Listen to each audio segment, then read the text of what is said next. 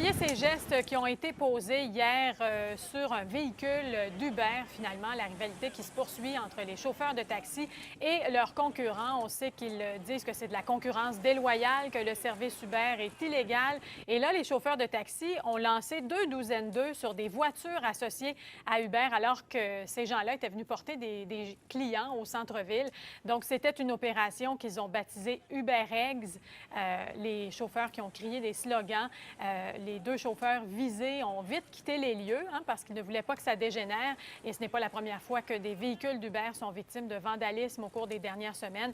On va faire le point tout de suite avec Jean-Nicolas Guillemette, qui est le directeur général d'Uber pour le Québec. Bonjour, M. Guillemette. Bon matin. Alors, tout d'abord, vous avez qualifié, on a rapporté votre réaction un peu plus tôt, donc ce geste de pathétique?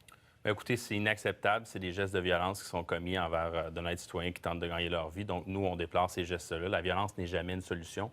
Bien entendu, on va supporter les chauffeurs. Je viens juste avant de rentrer en ligne. Ici, je parlais avec le chauffeur qui a été vandalisé, qu'on voit sur les images, qui est sous le choc, père de famille. Bien entendu, nous, on va le supporter. Et s'il faut les supporter pour aller porter plainte à la police face à ces gestes de vandalisme-là, on va le faire, bien entendu. Mais comment vous voyez ça? Parce qu'on sent vraiment la grogne depuis que vous êtes arrivé au Québec, là, les chauffeurs de taxi, mais c'est partout dans le monde, là, pas seulement au Québec. Le service Uber est très controversé. Et là, ces attaques-là, vous les voyez comment?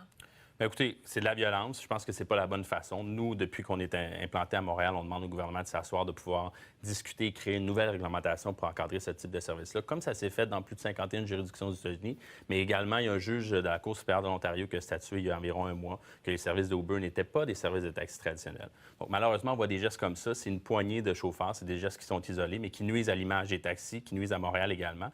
Mais on voit également plein de compagnies de taxi ou des chauffeurs qui décident de se moderniser, d'embrasser la technologie. Taxi Diamond qui lance une application. Je pense que c'est dans cette direction-là qu'on doit s'en aller parce que les Montréalais veulent plus d'options dans les transports, veulent de la technologie. C'est ce qu'on offre et c'est pour ça qu'on est si populaire également. C'est ça. Il y a plusieurs mesures qui ont été mises en place aussi du côté des taxis pour justement rafraîchir un peu le service, comme le port de vêtements, tenues de ville à l'aéroport de Montréal. Donc, vous, ce que vous dites, c'est que ça prend de la concurrence, finalement. Vous ne voulez pas empiéter, vous ne voulez pas éliminer les chauffeurs de taxi, là? Bien entendu, c'est pas notre objectif. Nous, ce qu'on vise, notre concurrent principal, c'est l'auto solo. Donc, ce qu'on vise, c'est changer le comportement des Québécois qui utilisent leur auto seul le matin pour s'en aller au travail.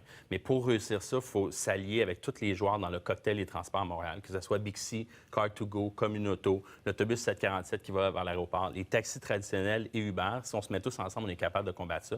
C'est ce qu'on souhaite faire. Et depuis qu'on est à Montréal, ce qu'on constate, l'industrie du taxi déplore notre présence, mais la Commission sur les transports du Québec a sorti il y a une semaine, c'était sur vos ondes, comme de quoi les licences de taxi n'ont pas perdu de valeur depuis qu'on est présent à Montréal au cours des 2 dernières années. Donc, ce que ça démontre, c'est qu'on amène plus de gens à utiliser les alternatives dans le transport, le cocktail des transports. Ça amène plus de clients au taxi, ça nous amène également des clients. Les clients, justement, qui étaient présents dans ce véhicule qui a été attaqué avec des œufs, finalement, comment les clients ont réagi? Avez-vous peur que ces gestes-là effraient la clientèle d'Uber?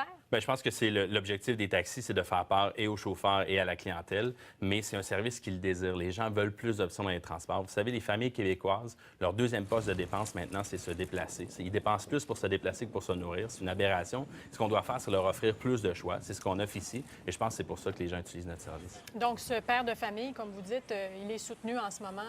Bien entendu, on a communiqué avec lui dès qu'on a eu les images. On le soutient. Bien entendu, on paye pour toutes les dépenses qui sont engendrées pour nettoyer son véhicule. Il y a eu des œufs à l'intérieur et tout. Donc, mais après ça, il souhaite continuer parce qu'il comprend que c'est de l'intimidation. On cherche à lui faire peur.